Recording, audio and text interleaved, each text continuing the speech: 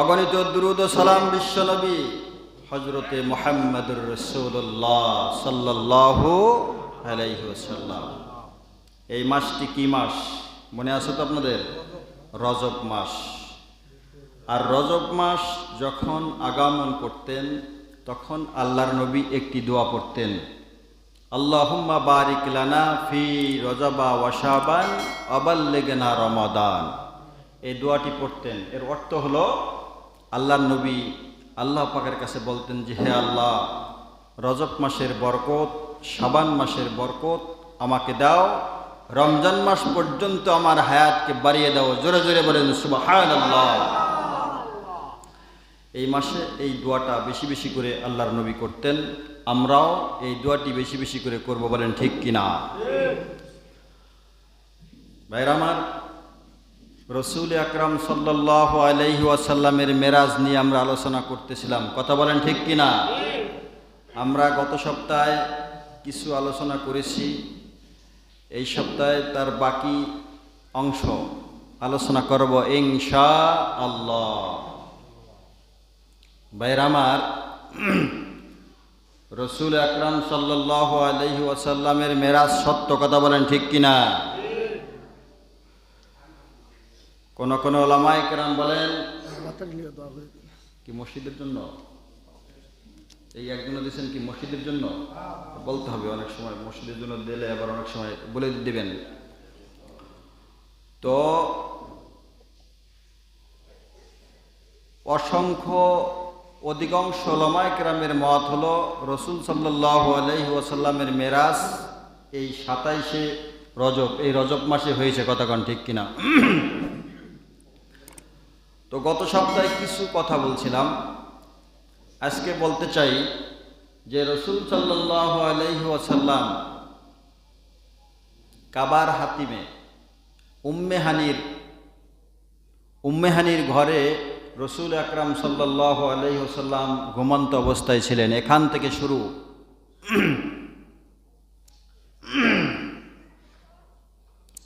জিবরাইল আমিন এসে ঘরের মধ্যে ঢুকে দেখেন যে আল্লাহর নবী ঘুমন্ত অবস্থায় রয়েছে। মেলা সময় অপেক্ষা করছে। অপেক্ষা করার পরে জিবরাইল আমিন এবার ভাবলেন যে রসুলকে যদি ঘুম থেকে ডাকি তাহলে হয়তো বেয়াদবি হয়ে যাবে, কি করা যায়? কিছুক্ষণ পরে আল্লাহর জিবরাইল তার জিহ্বা মোবারক দিয়ে আল্লাহর নবীর পায়ের মধ্যে লাগিয়ে দিয়েছেন, বলেন সুবহানাল্লাহ। এ মুসলমান, আল্লাহর গোলাম জিবরাইল আমিনের জিহ্বা আল্লাহর নবীর পায়ের মধ্যে যখন লাগাই দিলেন, আল্লাহর নবীর ঘুম ভেঙে গেছেন, বলেন সুবহানাল্লাহ। আল্লাহর নবীর যখন ঘুম ভেঙে যায়, ঘুম ভাঙার পরে আল্লাহর নবী তাকিয়ে দেখেন যে জিবরাইল আমিন দাঁড়িয়ে অপেক্ষা করতেছেন। জোরে জোরে বলেন সুবহানাল্লাহ। আল্লাহর নবী জিবরাইলকে জিজ্ঞাসা করতেছেন, জিবরাইল, তুমি এত বড় একজন ফেরেশতা হয়ে তুমি কি করলে? তুমি তোমার জিহ্বা আমার পায়ের মধ্যে লাগিয়ে দিছো। তুমি তো অনেক বড় ফেরেশতা। কারণ আমরা জানি আসমান এবং জমিনের মধ্যে 4 জন ফেরেশতা আছে শ্রেষ্ঠ, কথা বলেন ঠিক কিনা? এই 4 জন ফেরেশতা শ্রেষ্ঠ। এই 4 জন ফেরেশতার নাম আমরা জানি, আমাদের জানার দরকার আছে না? জিবরাইল, মিকাইল, আজরাইল, ইসরাফিল, কথা কোন ঠিক কিনা?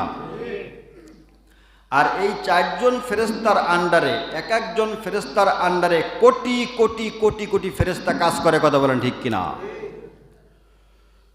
তো আল্লাহর নবী তো জানেন যে জিবরাইলের কত মর্যাদা। কারণ আদম আলাইহিস সালাম থেকে শুরু করে বিশ্বনবী হযরতে মুহাম্মদুর রাসূলুল্লাহ সাল্লাল্লাহু আলাইহি ওয়াসাল্লাম পর্যন্ত 1 লাখ 2 লাখ মতান্তরে 24,000 নবী এবং রসুলের কাছে জিবরাইল ওহী নিয়ে আসছিলেন, কথা বলেন ঠিক কিনা?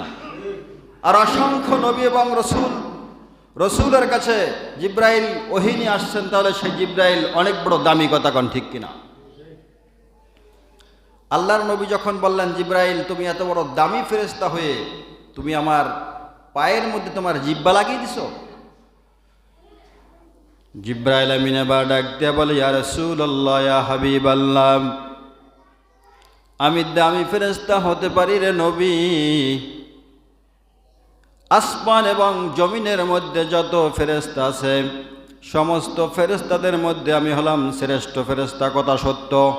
কিন্তু নবী, আপনার পায়ের কাছে আমি ফেরেশতার কোনো মূল্য নাই। জোরে জোরে বলেন সুবহানাল্লাহ। কথা বলছেন? কত দামি নবীর উম্মত আমরা হয়েছি। ভাইরা আমার, জিব্রাইল ডাক দেয়া বলে, ইয়া রাসূলুল্লাহ, ইয়া হাবিবাল্লাহ, আল্লাহ পাক রব্বুল আলামিন আপনাকে দাওয়াত দিয়েছেন আল্লাহর বাড়ি যাওয়ার জন্য। ইয়া রাসূলুল্লাহ, ইয়া হাবিবাল্লাহ, জান্নাত থেকে আমার আল্লাহ আপনাকে বহন করার জন্য বোরাক পাঠিয়েছে। ও নবী, বোরাক অপেক্ষা করতেছে, তাড়াতাড়ি করে চলেন। জোরে জোরে বলেন সুবহানাল্লাহ। আল্লাহ আপনাকে আল্লাহর বাড়িতে দাওয়াত দিয়েছেন। মুসলমান, আগে বলছিলাম আদম আলাইহিস সালাম থেকে শুরু করে কোনো নবী এবং রসুলকে আমার আল্লাহ তার বাড়িতে দাওয়াত দিয়া নেন নাই, আল্লাহর আরশে নেন নাই। কিন্তু জিবরাইল আমিন বলে, ইয়া রাসূলুল্লাহ, ইয়া হাবিবাল্লাহ, আমার আল্লাহ জান্নাত থেকে বোরাক পাঠিয়েছে আপনাকে বহন করে আল্লাহর আরশে নেওয়ার জন্য। তাড়াতাড়ি করে চলেন। জোরে জোরে বলেন সুবহানাল্লাহ।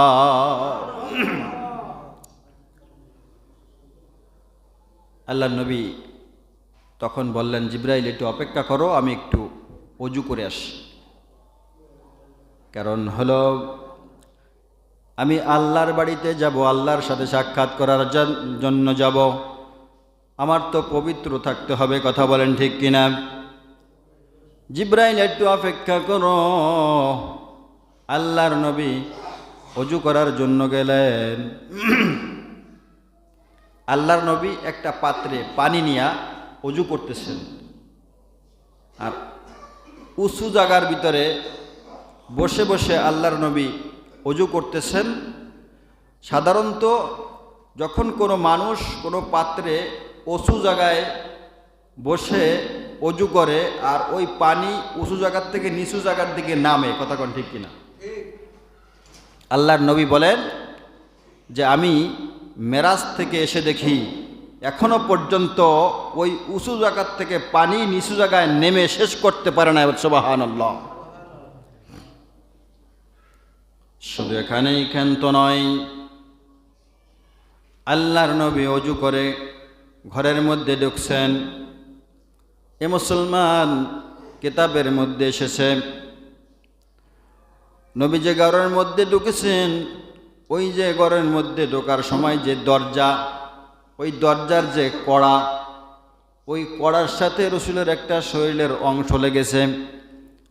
আর সাধারণত দরজার কড়ার সাথে শরীরের একটা অংশ লাগলে তাহলে ওই দরজার কড়াটা সামান্য 2-1 সেকেন্ড নড়াচড়া করে, কথা কোন ঠিক কিনা? তো রসুল সাল্লাল্লাহু আলাইহি ওয়াসাল্লাম বলেন যে আমি মেরাজ থেকে এসে দেখি দরজার কড়া এখনো পর্যন্ত নড়তেছে। জোরে জোরে বলেন সুবহানাল্লাহ। আপনার আমার দেমাকে ধরবে না।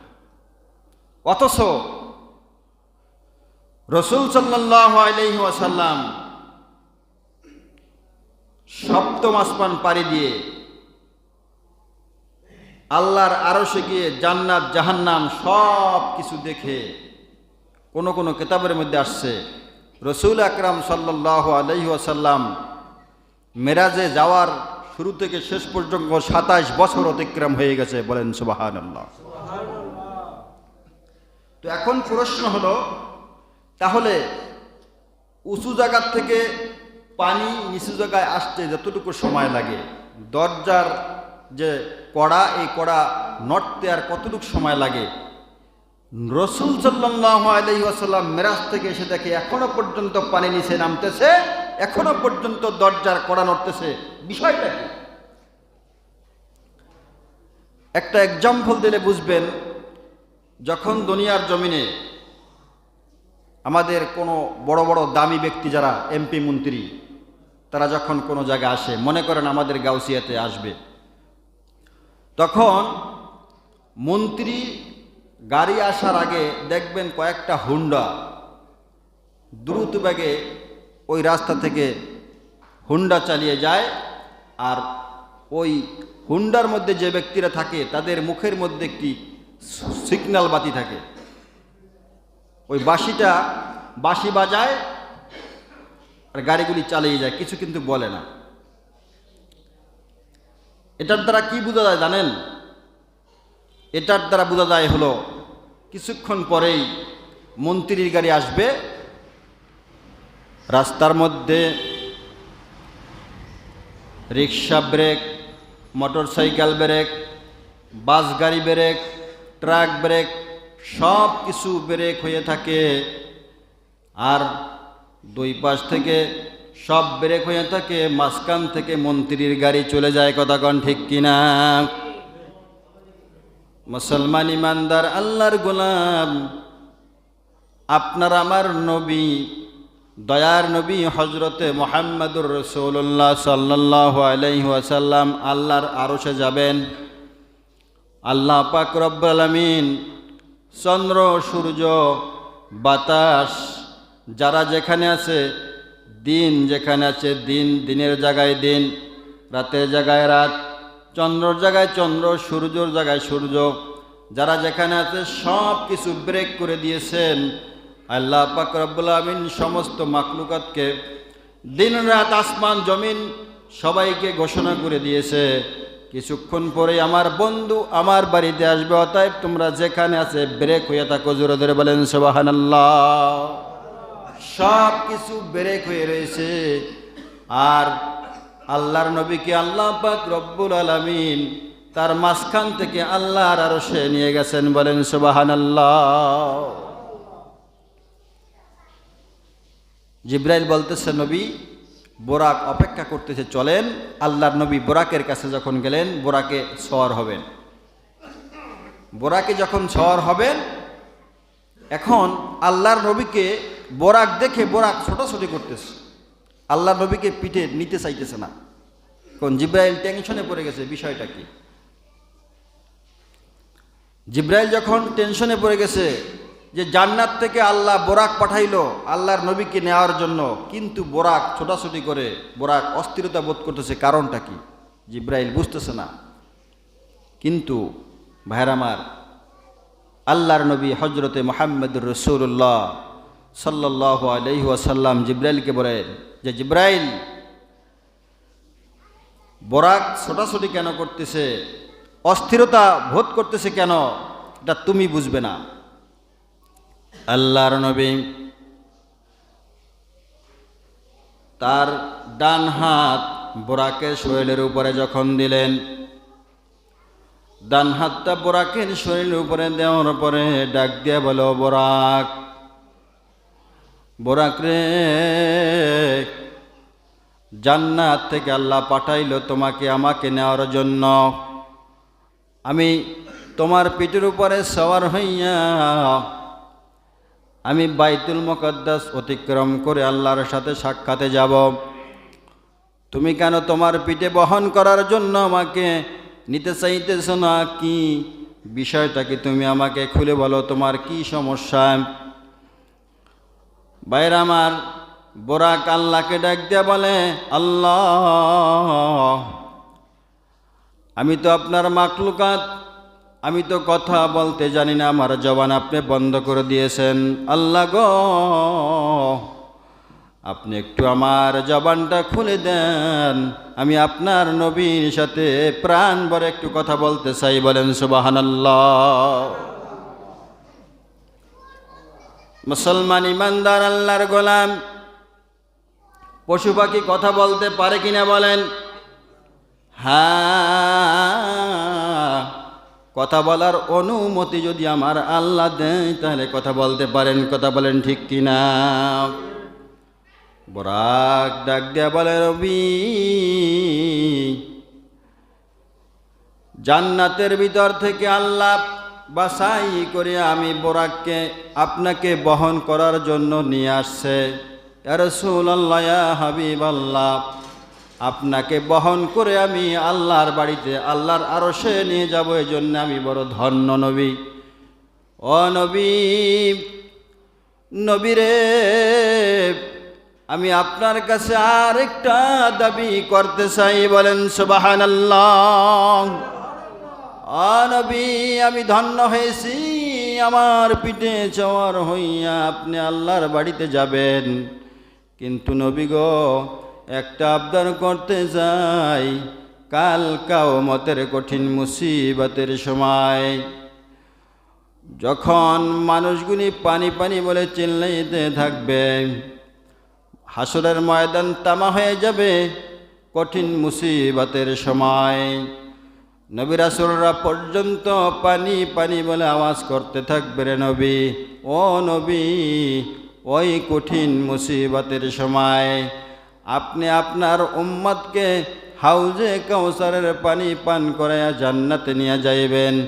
নবী গো, আমি আপনার কাছে আবদার জানাই, আপনার উম্মতদেরকে হাউজে কাউসারের পানি পান করায়া জান্নাতের গেটে নিয়ে যাইবেন। বলেন তো, আপনার উম্মতকে একজন একজন করে আমি বোরাকের উপরে সওয়ার করিয়া আপনি জান্নাতের গেটে নিয়ে যাবেন নি? বলেন, বলেন সুবহানাল্লাহ। আল্লাহ নবী বলতেছেন, বোরাক, আমি ওয়াদা করলাম আমার গরিব এতিম উম্মতদেরকে আমি হাউজে কাউসারের পানি পান করাইয়া তোমার পিঠে সওয়ার করিয়া করিয়া আমি জান্নাতের গেটে নিয়ে যাব। বলেন সুবহানাল্লাহ। এবার আল্লাহর নবী বোরাকের পিঠে সওয়ার হইলেন। বোরাকের পিঠে সওয়ার হইয়া রওনা হইছেন বাইতুল মুকাদ্দাসের দিকে। হঠাৎ করে কিছু দূর চলার পরে জিবরাইল আমিন ডাক দেয়া বলেন, ইয়া রাসূলুল্লাহ, ইয়া হাবিবাল্লাহ, এইখানে একটু অপেক্ষা করতে হবে, এইখানে ল্যাং করতে হবে, এইখানে একটু বোরাক থেকে আপনি নামেন, এই জায়গার মধ্যে বোরাক থেকে নেমে আপনি 2 রাকাত নামাজ পড়েন। আল্লাহর নবী জিবরাইলকে ডাক দেয়া বলে, জিবরাইল, আমাকে যে এই জায়গার মধ্যে 2 রাকাত নামাজ পড়তে বলতেছো, এই জায়গাটা কোন জায়গা? জিবরাইল ডাক দেয়া বলে, ইয়া রাসূলুল্লাহ, ইয়া হাবিবাল্লাহ, এই জায়গাটা হলো, এই শহরটার নাম হলো ইয়াসরিব শহর। এখন বর্তমানে এই শহরটার নাম হলো ইয়াসরিব শহর। ইয়া রাসূলুল্লাহ, ইয়া হাবিবাল্লাহ, এক সময় এই শহরটার নাম ইয়াসরিব শহর থাকবে না, এই শহরটার নাম হবে মদিনা। জোরে জোরে বলেন সুবহানাল্লাহ। নবী গো, মক্কার জমিনের মানুষগুলি আপনাকে বড় কষ্ট দিবে। আপনি যখন কালিমার দাওয়াত নিয়ে মক্কার অলিতে গলিতে ঘোরাফেরা করবেন, মক্কার কাফের মুশরিকরা আপনার কালিমা গ্রহণ করবে না, আপনাকে ওরা বড় কষ্ট দিবে, রে নবী। আপনি ওইখান থেকে কালিমার দাওয়াত নিয়ে তাইফে যাবেন, তায়েফবাসীরাও আপনাকে কষ্ট দিবে। নবী গো, মক্কার জমিনে আপনি কষ্ট সহ্য করতে না পেরে আল্লাহর হুকুমে, ইয়া রাসূলুল্লাহ, ইয়া হাবিবাল্লাহ, আপনি এই শহরের মধ্যে এসে অবস্থান করবেন। জোরে জোরে বলেন সুবহানাল্লাহ। নবী গো, এই শহরে যখন আপনি আসবেন, এই শহরের মানুষ আপনাকে ভালোবেসে কোলে টেনে নেবে, আর এই শহরের মধ্যে আপনি অবস্থান করবেন। একদিন দুই দিন নয় নবী গো, এই শহরের মধ্যে যখন আপনি থাকবেন, এই শহরের মধ্যে আপনার রওজা মোবারক হবে, এখানে আপনার কবর হবে। নবী গো, এই জায়গায় আপনার কবর হবে, এখানে আপনি শুইবেন। নবী গো, আপনি যখন এই মদিনার মধ্যে থাকবেন, তখন এই ইয়াসরিব শহরের নাম হবে মদিনা। জোরে জোরে বলেন সুবহানাল্লাহ। ইয়াসরিব শহরের নাম তখন মদিনা হয়ে যাবে। এখন মদিনা কিয়ামত পর্যন্ত সেই মদিনার নাম মানুষের অন্তরে অন্তরে থাকবে। কথা বলেন ঠিক কিনা? আর নবীর রওজা কোথায়? নবীর রওজা হলো মদিনায়। অথচ নবীর জন্ম মক্কায়। নবী কষ্ট করেছেন সবচেয়ে বেশি হলো মক্কায়, কিন্তু সেই মক্কায় নবীর কবর হয় নাই, কবর হয়েছে, নবীর রওজা হয়েছে মদিনায়। জোরে জোরে বলেন সুবহানাল্লাহ। কারণ মক্কাবাসীর চেয়ে মদিনাবাসীরা নবীকে সবচেয়ে বেশি ভালোবেসেছেন। কথা কন ঠিক কিনা? ওখান থেকে আবার জিবরাইল বললেন যে নবী, আবার আপনি বোরাকের উপরে সওয়ার হন। নবী এবং জিবরাইল বোরাকের উপরে সওয়ার হয়ে আবার সামনের দিকে চলতে লাগলেন। সামনের দিকে চলতে চলতে হঠাৎ করে জিবরাইল আমিন বললেন, হুজুর এইখানে বোরাক থেকে নেমে যান। নবী গো, এই শহরের মধ্যে আপনি 2 রাকাত নামাজ আদায় করেন। নবী ডাক দিয়া বলে, জিবরাইল এইটা কোন শহর, এটা কোন জায়গা? জিবরাইল আমিন ডাক দিয়া বলে, ইয়া রাসূলুল্লাহ, এই জায়গাটা হলো মাদায়েন শহর, এটা হলো শুআয়ব আলাইহিস সালামের বাড়ি। জোরে জোরে বলেন সুবহানাল্লাহ। এইখানে আপনি 2 রাকাত নামাজ আদায় করেন। আল্লাহর নবী ওইখানে 2 রাকাত নামাজ আদায় করলেন রে মুসলমান। তারপরে আমার নবী আবার বোরাকের উপরে সওয়ার হইলেন। বোরাকের উপরে সওয়ার হইয়া নবী আবার চলতে লাগলেন। চলতে চলতে কিছু দূর যাওয়ার পরে জিবরাইল ডাক দেয়া বলে, ইয়া রাসূলুল্লাহ, ইয়া হাবিবাল্লাহ, এইখানে আপনি বোরাক থেকে নামেন, এই জায়গার মধ্যে আপনি 2 রাকাত নামাজ আদায় করেন। আল্লাহর নবী ডাক দেয়া বলে, জিবরাইল, এই যে উঁচু উঁচু জায়গা দেখা যায়, এইটা কোন জায়গা? ইয়া রাসূলুল্লাহ, ইয়া হাবিবাল্লাহ, এটা হলো তুর পাহাড়। জোরে জোরে কোন সুবহানাল্লাহ। আল্লাহর নবী ডাক দেয়া বলে, জিবরাইল, এই তুর পাহাড়টা কেন পোড়া? তুর পাহাড়টা কি পুড়ে গিয়েছিল?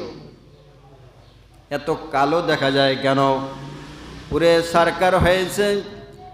তখন জিবরাইল আমিন ডাক দেয়া বলে, ইয়া রাসূলুল্লাহ, ইয়া হাবিবাল্লাহ, মূসা আলাইহিস সালাম আল্লাহর সাথে সাক্ষাৎ করতে চেয়েছিলেন। আল্লাহর সাথে সাক্ষাৎ করার জন্য মূসা আলাইহিস সালাম বারবার আল্লাহ পাকের কাছে যখন দাবি জানাইছিলেন, আল্লাহ পাক রব্বুল আলামিন মূসা আলাইহিস সালামকে ডাক দিয়ে বললেন, মূসা আমার সাথে সাক্ষাৎ করতে পারবে না।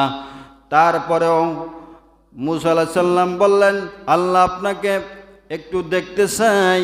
মূসা আলাইহিস সালামের সাথে আল্লাহর সাথে এই তুর পাহাড়ে সাক্ষাৎ হয়েছিল। জোরে জোরে বলেন সুবহানাল্লাহ। কিন্তু না না না, আল্লাহ পাক রব্বুল আলামিন এই তুর পাহাড় থেকে আল্লাহর আরশ এর মাঝখানে 70,000 নূরের পর্দা ছিল। ওই পর্দার ওই পাশ থেকে আল্লাহ পাক রব্বুল আলামিন মূসা আলাইহিস সালামের সঙ্গে একটু তাজাল্লি দিয়েছিলেন, নূরের তাজাল্লি। ওই নূরের তাজাল্লিতে নবী এই তুর পাহাড় পুরে ছাই হয়ে গিয়েছিল। বলেন সুবহানাল্লাহ। এটা হলো সেই তুর পাহাড়, এটা হলো সেই তুর পাহাড়। এই তুর পাহাড় বড় পবিত্র জায়গা। এই তুর পাহাড়ের মধ্যে নেমে আপনি 2 রাকাত নামাজ আদায় করে নেন। জোরে জোরে বলেন সুবহানাল্লাহ।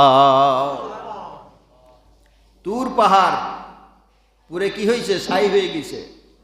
কিন্তু ওই যে আমরা যে সুরমা লাগাই না বাইরে, আমার মূসা আলাইহিস সালাম তুর পাহাড়ে গিয়ে আল্লাহর সঙ্গে সাক্ষাৎ করতেন, কথা বলতেন। তুর পাহাড় যখন পুরে যখন ছাই হয়ে গেল, তুর পাহাড় আমার আল্লাহকে ডাক দিয়া বলে, আল্লাহ আমি কি অপরাধ করেছি? আল্লাহ পাক রব্বুল আলামিন, ও তুর পাহাড়, তুমি কোনো অপরাধ করো নাই। তুর পাহাড় ডাক দিয়ে বলে, আল্লাহ, আমার কাছে মানুষ আর আসবে না, আমাকে দিয়ে আর কোনো কাজে আসবে না। আল্লাহ ডাক দিয়ে বলে, ও পাহাড়, তোমাকে আমি এত দামি করে দিব, এত দামি করে দিব, তোমার মাটি নিয়া পৃথিবীর সমস্ত মানুষেরা তারা চোখে চোখে লাগাবে। বলেন সুবহানাল্লাহ। কথা বুঝেন না? এই জন্য ওই তুর পাহাড়ের মাটি, ওই পোড়া মাটি এখন সুরমা হয়ে গেছে। আর হাদি সাহেবরা যায় মক্কা মধ্যে, ওই ওখান থেকে কি নিয়ে আসে? সুরমা নিয়ে আসে। ওই সুরমা আমরা চোখে মাখি। কথা বলেন ঠিক কিনা? ভাইয়ের আমার, ওইখানে দয়ার নবী 2 রাকাত নামাজ আদায় করলেন। আবার জিব্রাইল বললেন, ইয়া রাসূলুল্লাহ, ইয়া হাবিবাল্লাহ, আপনি আবার বোরাকের উপরে সওয়ার হন। নবী আবার বোরাকের উপরে সওয়ার হইলেন। বোরাক আবার চলতে লাগলেন। চলতে চলতে চলতে চলতে বোরাক আমার ভাইরা বাইতুল মুকাদ্দাস মসজিদুল আকসার গেটের সামনে নিয়ে ওখানে গেটের সামনে নিয়ে বোরাক নবীকে ওখানে থামাইলেন। জোরে ধরে বলেন সুবহানাল্লাহ। আল্লাহর নবীকে শ্রেষ্ঠত্ব দান করার জন্য, আল্লাহর নবী যে নবীদের সরদার, ইমামুল মুরসালিন, এটা জানানোর জন্য আল্লাহ পাক রব্বুল আলামিন 1,00,000 এবং 2,24,000 মতান্তরের নবী এবং রসুল, সমস্ত নবী এবং রসুলদেরকে আল্লাহ পাক রব্বুল আলামিন ওই বাইতুল মুকাদ্দাসের মসজিদুল আকসার মধ্যে ওখানে সমস্ত নবীদেরকে জমা করছিলেন। কথাগণ ঠিক কিনা? এই যেখানে এখন ওই যে যুদ্ধ চলতেছে ফিলিস্তিন আর ইসরায়েল, তাই না? এই ফিলিস্তিনের মসজিদুল আকসা, এই মসজিদুল আকসায় এত দামি কেন?